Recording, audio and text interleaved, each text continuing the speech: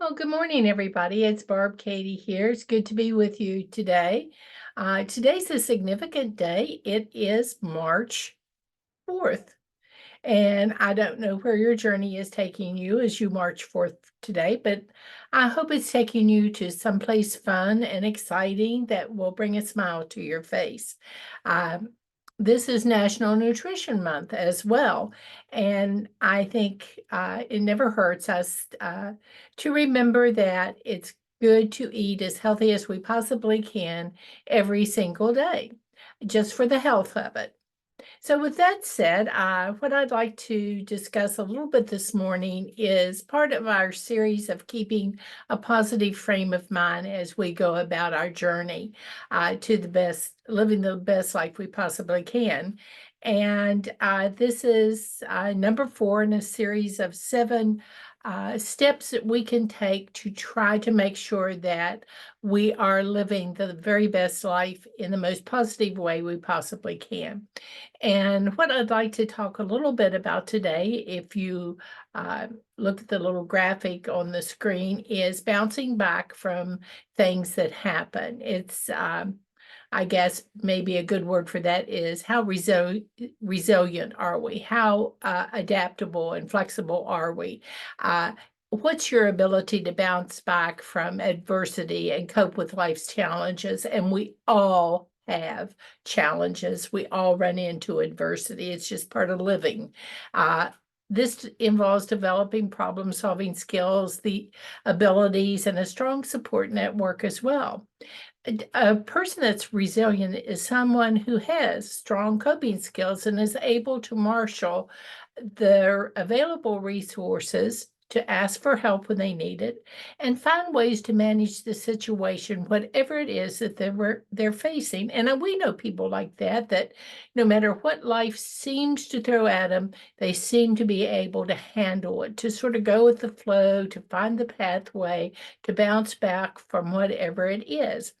They use their skills and their strengths to respond to life's challenges. And I think that's something we need to look within ourselves as we consider some of the things that we're faced. Some of the things are so hard, like death of someone we love, a divorce, uh, stability issues, financial issues, major illnesses, loss of a job, medical emergencies, and even natural disasters come into this. Some of this stuff is really hard. Uh, but there are some people that seem to be able, instead of falling apart in despair or hiding from the issues by masking them or covering them up or pretending they don't exist, seem to be able to handle these difficulties head on.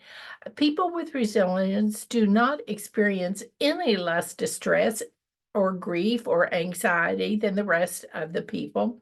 Instead, they have healthy coping skills to handle such difficulties in ways that foster their strength and growth, and they often even emerge stronger than they were before. And I think we've seen this happen in our own lives when we've been put to the test and weren't sure we were going to be able to cope with everything. And yet, somehow, some way, we dug deep within and found the skills we needed. So let's talk about the signs, the types, and causes of resilience for just a little bit and take a look at a few strategies that we can use to become even more flexible as we go through our lives. Um, First of all, I think one of the signs of resilience is a survivor mentality.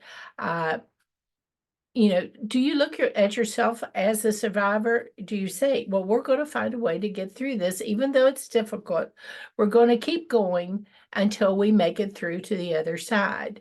Uh, do you have ways to effectively regulate your emotions so you don't go flying off in a tangent somewhere? Resilience is a mark of the ability to manage your emotions and face the stress. It doesn't mean that you aren't experiencing emotions like anger or sadness or fear. It just means that we recognize that they are probably, in their intensity at least, somewhat temporary and can be managed until uh, that intensity lessens. Feeling in control, I think that is a mark of a resilient person too. You sort of have a strong inner compass that keeps you more balanced and feel that your actions can really play a part in determining whatever the outcome of the event is. Uh, Problem solving skills, I think, are important as well. When problems arise, the more resilient we are, and we can even use the word here, flexible or adaptable, look at the situation rationally and try to come up with solutions that will make some type of difference at least. Self-compassion, again, I think is a characteristic of a resilient person. And you can ask yourself, as I'm talking about these things that I see in people that I think are really resilient, is this a strength I have in plenty, or is this something I can build on that will help me make stronger at the crisis moments in my life? Self-compassion, self-acceptance are important strengths that resilient people have. The ability to treat yourself with kindness, especially when things are really hard.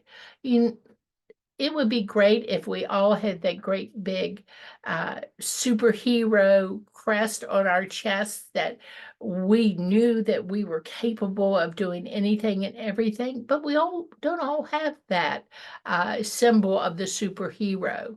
Um, the last thing I think that resilient people have that we don't always really appreciate as much as we should is social support.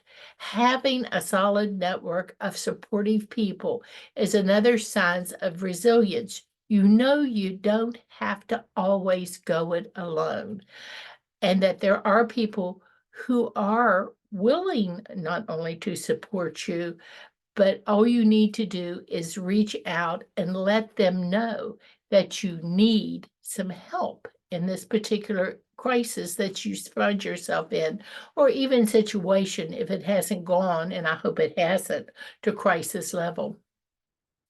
Uh, Resilience represents an ability to handle the setbacks that life throws us, and is an overall representation of how flexible and adaptable we are when life doesn't always proceed in the straight line that we hope it will from point A to point B. I look at your own journey to living your best life and how your weight has tracked through the years. Has it been in an absolutely straight line from where you began to where you wanted to be? And have you always stayed exactly where you want to be with no trouble at all? Well, if that is you, you are a unique and blessed person. But most of us, the road from point A to that end point in the journey is much more convoluted and probably will go on for our entire lifetime as we handle the myriad things that are part of just living a normal life. There's a physical resilience that refers to our bodies dealing with change and recovering from physical demands placed upon it, like illness and injuries. They can certainly set us back. I just have gone through rehab for a hamstring, and I had to learn that I had to do the work and take good care of me from a physical standpoint if I were going to improve.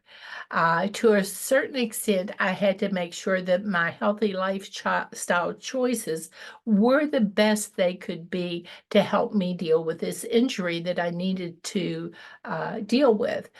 Getting enough sleep, eating a healthy diet, staying active are just a few ways to strengthen this type of resilience. And then there's a mental resilience. refers to a person's ability to adapt to change and uncertainty.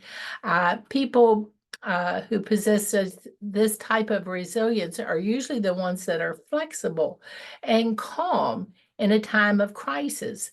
Instead of running around saying, oh, what can we do? What can we do? They're the person sitting quietly in the chair at the table thinking, okay, I need to find a way to help resolve whatever this is, to move forward and remain hopeful when dealing with whatever this situation is. They had that ability to separate out a lot of the noise of the stress that surrounds them during times of crisis and cut to simple steps they can take that will make a difference in handling the problem. And then there's emotional resilience that people have. And this again involves being able to regulate emotions during a time of stress. And resilience usually comes into play when there is some type of stress that is straining the normal way you live your life. Are you aware of how you are reacting emotionally? Are you in touch with your core self?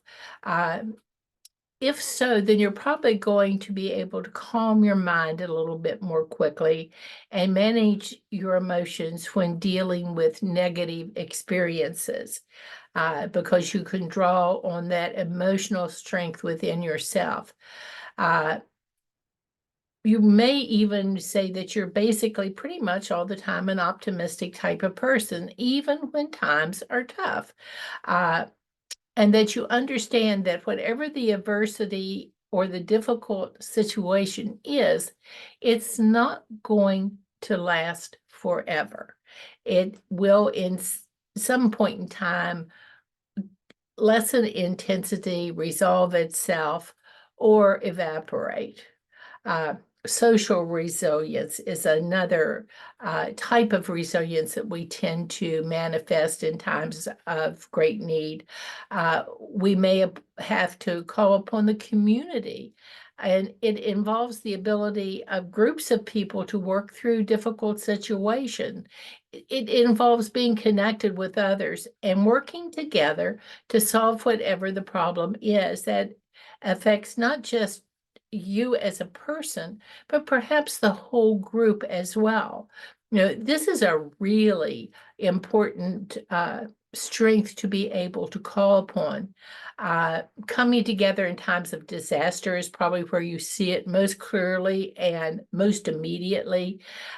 Supporting each other socially, becoming aware of the risks that are involved that the community is now facing, building a sense of community. Such responses can be important during challenges like national disasters, but they can also be important in less extreme situations. For example, if the chapter has to relocate for whatever reason, the group would come together to help resolve this issue. They just wouldn't dump it on one person or throw up their hands and walk away from it. That ability to work together and to ask for, give, and receive social support is so important and such a contributor to being able to be resilient. Mentally strong people tend to have people supporting them, family, friends, co-workers, fellow members in times of trouble.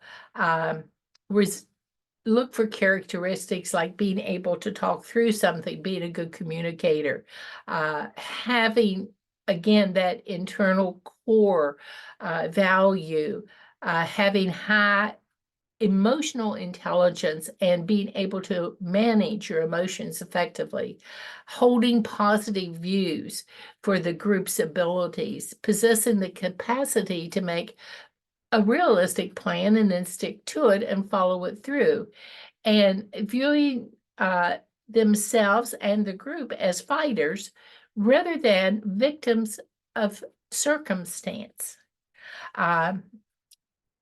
what are some of the impacts of being a resilient person when it comes to keeping a positive frame of mind?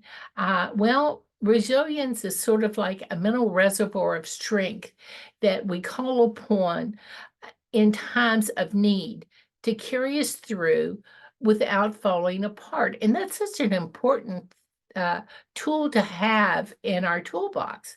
Dealing with change or loss is going to be an inevitable part of life, unfortunately, and we need to have that reserve of strength. How people deal with problems can play a significant role, not only immediately, but in how they handle the situation and other situation in time to come. Uh, it doesn't eliminate stress. It doesn't erase life's difficulties. It just gives us the strength to tackle whatever the problem is head on, overcome what obstacles that might be there, and move on with our lives. We can marshal the strength to not just survive, but to blossom and prosper in the process. So, what are some ways, if we don't feel we're quite as resilient as we could be, that we can look at and work at our own selves in being a little more resilient? Well, I came up with four. You may have more, but I came up with four that really seem to help me. And the first one is whenever something happens, these are four distinct things I see myself usually doing. And I welcome any and all contributions. Uh, Reframe whatever negative thoughts this occurrence has produced.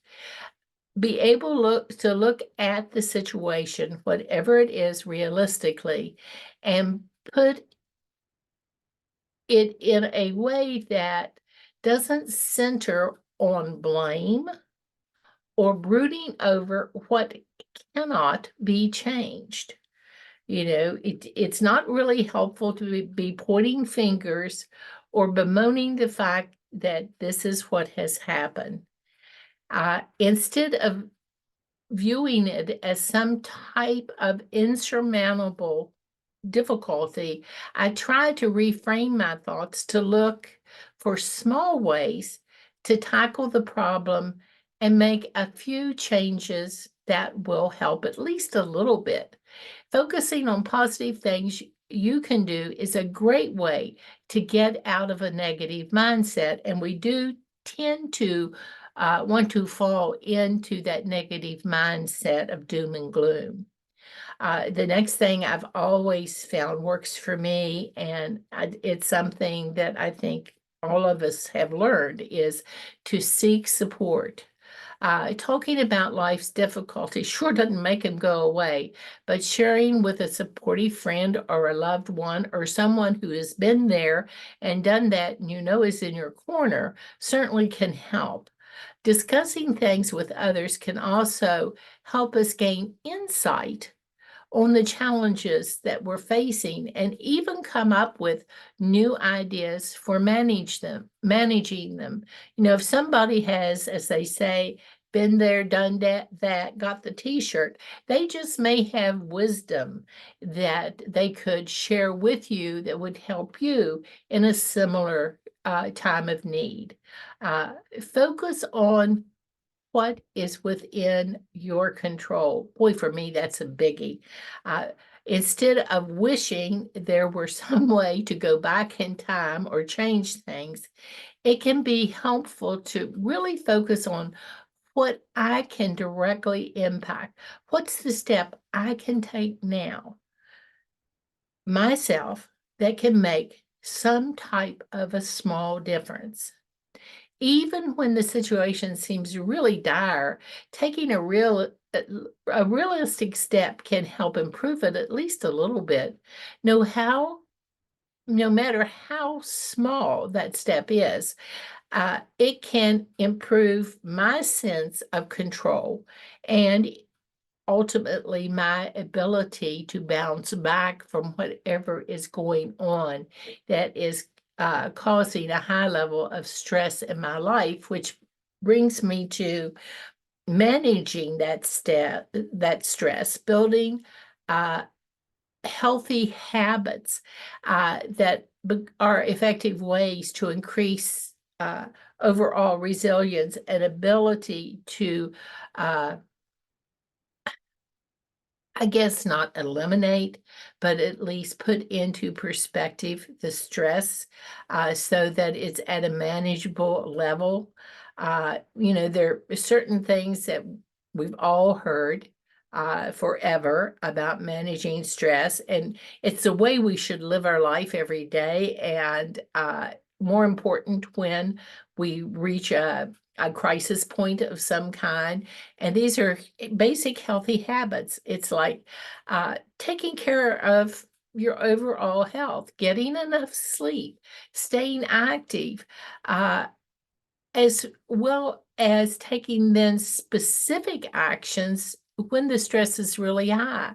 It's the old, stop and take at least 4 deep breaths. Take time to inhale, exhale, and hold. Just doing that for a series of 10 can help your body calm down. Going through a series of muscle relaxation exercises is another way to begin to get your body to relax a little and not be focusing so much on fighting or fleeing whatever is going on. Listening to your body, that biofeedback that says, okay, this is working. We can now begin to put things in order and sort things out in a manageable way. Writing things down, expressing how we're feeling, looking at it in black and white, actually restructuring how we're thinking about the problem, and employing problem-solving strategies that we have learned in the past or shared from others, and having effective communication with people around us who can aid and abet our ability to handle what's going on. These build resilience. Remember, we're not alone. Resilience is a skill that can be strengthened. We just need to keep looking at situations in more positive ways, getting support from others, and focusing on what can be controlled. Good stress management skills can also foster greater resilience. Remember, even resilient people need help. And I think that's the big one. In times of crisis, you don't need to go it alone. You don't need to be the little red hen that said, I'll just do it myself. Reach out, get help. Part of resilience is knowing when to ask for and be open to support and assistance. This will help get us through the times when we stumble, we fall, or life throws us a curveball that none of us were expecting at that moment in time. I am so grateful that that support system is alive and well in our TOPS families when we come together every week and when we meet online and share experiences to help each other.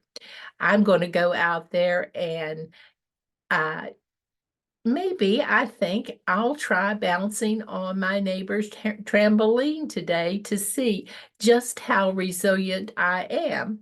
But I will ask her in all of her 10-year-old wisdom to first give me some safety tips. Keep on bouncing, keep on smiling, keep on living your best life each and every day. And I will talk to you later. Bye for now.